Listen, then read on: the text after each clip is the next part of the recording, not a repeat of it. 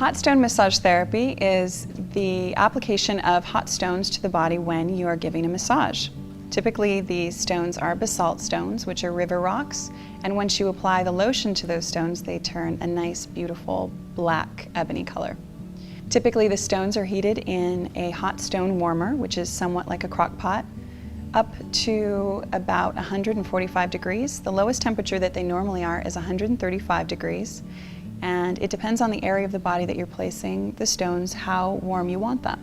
On extremities, you typically want the stones a little bit cooler than, let's say, on the back or the feet. You can handle a little bit more heat. Also, interestingly enough, oftentimes fair-skinned people can handle less heat than people with a little darker skin or Mediterranean skin. So it's definitely important to check in with your client and figure out how much heat they like. But at the end of the day, hot stone massage is a really nice, relaxing way for deep tissue to be delivered into the muscles, or even just lighter pressure. And that heat really helps you access those muscles much faster. And it's a lovely, relaxing therapy. So what happens during a hot stone massage is a question that I often get asked. It's much like having a typical massage, a Swedish massage. You're going to lay on the covers underneath the sheets, and the parts of the body being worked on with the stones are the ones that are going to be uncovered by the sheet. The stones will be applied to your skin, and at first when they're hot, hopefully your massage therapist will keep them moving at a speed that they don't feel too hot on your skin. And this is where it's important to communicate with your massage therapist.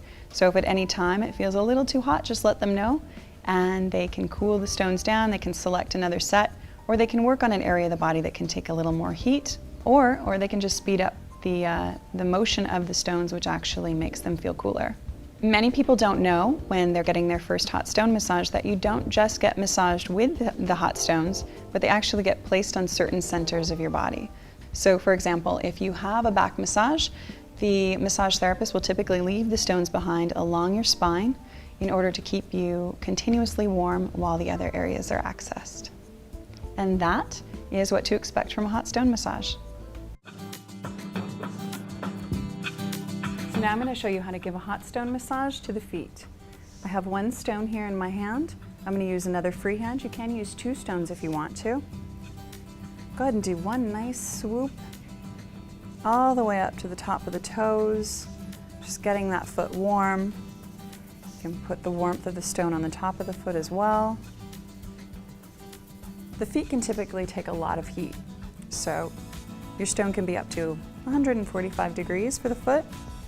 Just want to keep it moving. Go ahead and grasp the ankle there. This is where you can apply a little more pressure, and you might want to use that edge of the stone instead of the flat stone. And you can do some nice circular motions in there, or you can even turn back and forth and get into the areas of the arch of the foot where it just feels really good to have some extra pressure. You want to apply really firm pressure to make sure that you're not tickling your client.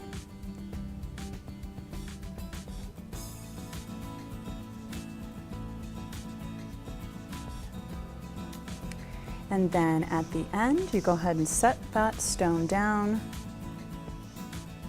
You're going to pick up your little toe stones and just delicately place them in between each toe.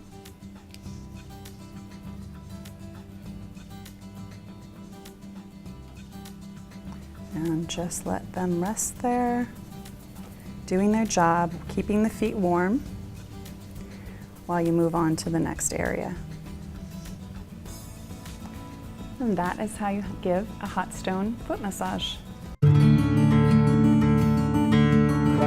The benefits of hot stone massage are many. They're similar to a Swedish massage or a deep tissue massage, but you do have that additional layer of heat, which really adds a nice element to the massage. The heat actually allows for your tissue to loosen up and be accessed on a much deeper level without too much pressure. So you can actually receive similar benefits to a deep tissue massage without having to add that pressure that can be a little bit painful or sometimes on the edge of pain. There are many conditions that hot stone massage can alleviate as well.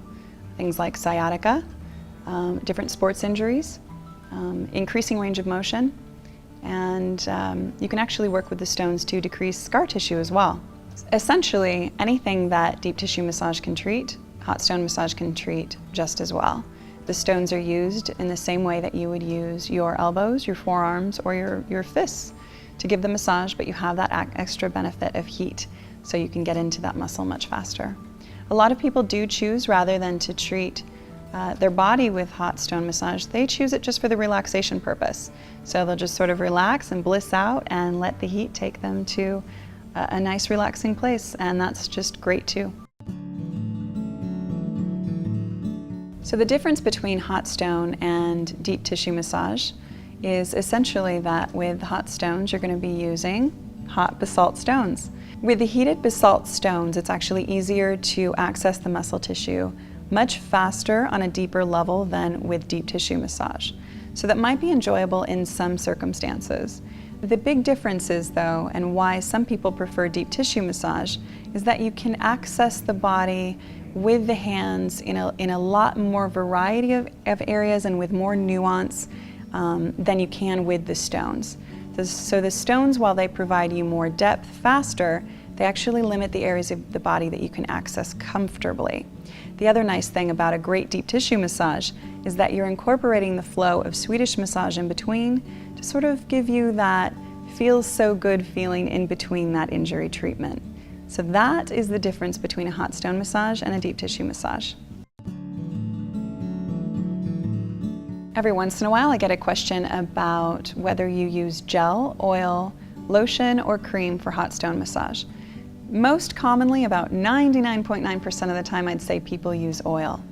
And the really fun thing about using oil with basalt stones is that the very first time you use oil with them, it changes them to a beautiful ebony color, and they stay that way for the rest of the time that you own them.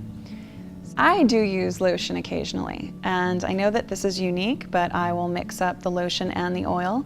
And this is a habit that I derived out of finding that a lot of my clients, being very discriminating clients, they don't appreciate a whole lot of oil all over them. They feel like they're leaving the massage like an oil slick. So I try to mix the two together, and I find that it's really enjoyable to use a little bit of lotion in with your hot stone massage, even though it's not common.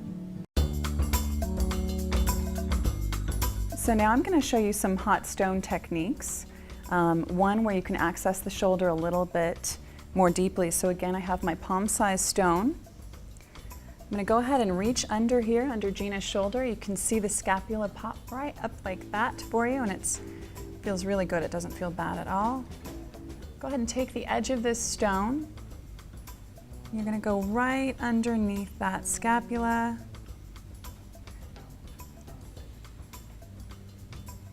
And when you get up to the top of the shoulder, just give it a nice pull down. And the warmth of the stone feels really good. It sinks right into those muscle tissues. Let's try that one more time. This actually breaks down scar tissue and adhesions, and it also increases range of motion in that shoulder. And the heat works double duty, so more than just applying your hand or a cold massage tool under there. That heat really helps you sink into that area much better. So that's just one of the many tips that you can use in a hot stone massage.